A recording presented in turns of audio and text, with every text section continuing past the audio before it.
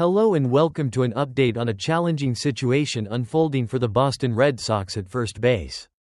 A situation that has just become significantly more complicated amidst the season-ending injury suffered by their expected starting first baseman, Triston Casas, and the very public tension involving designated hitter Rafael Devers and the team's front office.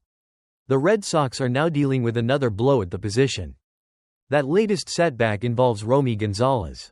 González had been one of the players stepping in to fill the void left by Casas at first base, often splitting time with Toro. However, the Red Sox had to place González on the 10-day injured list this past Saturday. The reason is a left quad contusion he suffered earlier in the week, specifically on Wednesday, during a collision with Texas Rangers first baseman Josh Smith while trying to beat out a ground ball. Although González initially appeared to be all right after the collision, trying to jog off the injury and able to leave the field without immediate assistance, his condition didn't improve as the team hoped. Manager Alex Cora confirmed after Friday's game that González didn't bounce back the way we expected, necessitating the decision to place him on the injured list. The move was made retroactive to May 8, meaning his earliest possible return would be a week from that date, to take Romy González's spot on the active roster. The Red Sox called up infielder Nick Sogard from AAA Worcester. Sogard was immediately thrust into action, starting at first base for the Red Sox in Saturday's game against the Kansas City Royals. This injury to González, even though it's a seemingly short-term 10-day stint on the IL, significantly exacerbates the already difficult first base situation for Boston. It highlights just how thin their depth is at the position, particularly in the context of the ongoing Devers drama. As we've covered, the season-ending injury to Triston Casas created the initial major hole. The public disagreement with Rafael Devers, who has reportedly refused to play first base despite being asked by the front office and whose stance has reportedly caused displeasure among some veteran teammates, has prevented the most obvious internal solution: moving their all-star hitter to a position that is less demanding defensively than his previous spot at third base. Because Devers is unwilling to provide that internal flexibility, the Red Sox were left relying on stop-gap measures like the platoon of Toro and González. Now, with González sidelined, the team is forced to lean more heavily on Toro and the newly called-up Nick Sogard. The offensive production from this tandem has been limited, while González was hitting a solid .308 before his injury. Toro has struggled with a .143 average and .286 ops in his limited games. Sogard's numbers in AAA this season were also modest: .188, .314, .248. Although he did show a better average, .273, in a brief stint with Boston last season. This situation means the Red Sox are currently deploying players at first base who are not known for their consistent offensive production, forcing the team to scramble for solutions. As the article notes, this scramble is a direct consequence of not having a primary option like Casas and not being able to utilize Devers at the position. The González injury, therefore, makes the impact of the Devers situation much more tangible on the field. Devers' refusal, amidst a time when the team desperately needs depth and flexibility due to injury, directly translates into a less potent lineup and more defensive uncertainty at a key position. While González should return after his ill stint, the immediate challenge remains, and the longer-term question of finding a stable first base solution persists unless Devers changes his mind or the team makes a move from outside the organization. In conclusion, Romy González's placement on the injured list, even if temporary, is a notable setback that deepens the Boston Red Sox's first base crisis.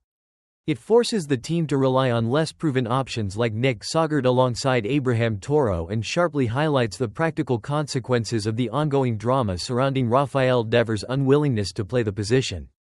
This injury underscores the team's depleted depth and adds urgency to their need to find a more stable solution at first base moving forward. The Boston Red Sox's challenging situation at first base has become even more complicated. The team announced on Saturday that infielder Romy González has been placed on the 10-day injured list with a left quad contusion.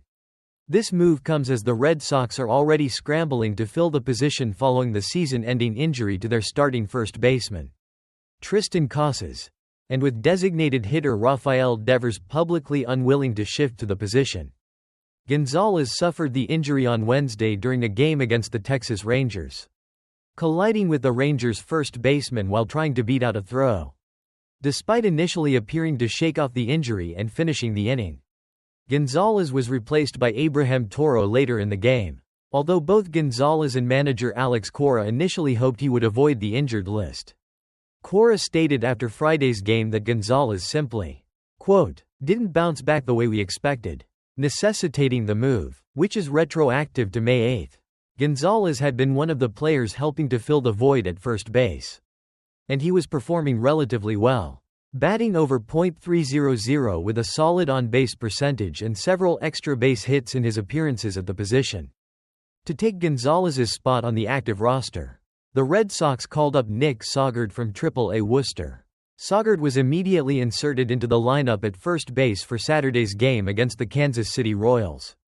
Sogard has struggled offensively in AAA this season, though he did show better numbers in a brief stint with Boston last season.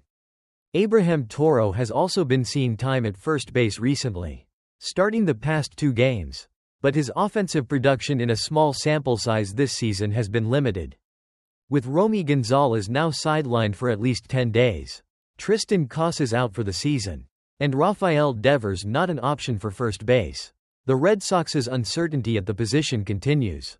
While González is expected to return, the team may need to explore other options or find a way to navigate this challenging infield situation in the meantime. The Boston Red Sox are navigating a significant internal issue involving their superstar third baseman turned designated hitter, Rafael Devers, and the team's front office. The conflict escalated publicly on Thursday when Devers revealed he refused the team's request to play first base following Tristan Casas' season-ending injury. This isn't the first time this season there's been friction over Devers' position. In spring training, after the Red Sox signed Alex Bregman to play third base, Devers reluctantly agreed to transition to a full-time designated hitter role. He initially pushed back, stating, "I play third," but eventually conceded, reportedly being told by the team to put away his glove and focus solely on hitting. Now, with starting first baseman Tristan Casas out for the year due to a knee injury, the Red Sox approached Devers about working out at first base, a position he has no professional experience playing. Devers, however, made his stance clear during a media availability, stating firmly that he said no to the request. Devers expressed frustration, feeling the team went back on their word from spring training. Quote, "I know I'm a ballplayer, but at the same time, they can't expect me to play every single position out there," Devers told reporters. He added, "In spring training, they talked to me and basically told me to put away my glove. That I wasn't going to play any other position but DH. So right now, I just feel like it's not an appropriate decision by them to ask me to play another position." He also directly called out the front office, particularly Chief Baseball Officer Craig Breslow.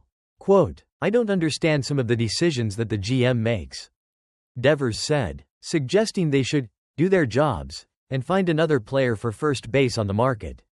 He questioned how Breslow, a former player, wouldn't understand the difficulty of constantly changing positions. Devers made it clear he has no intention of changing his mind on playing first base.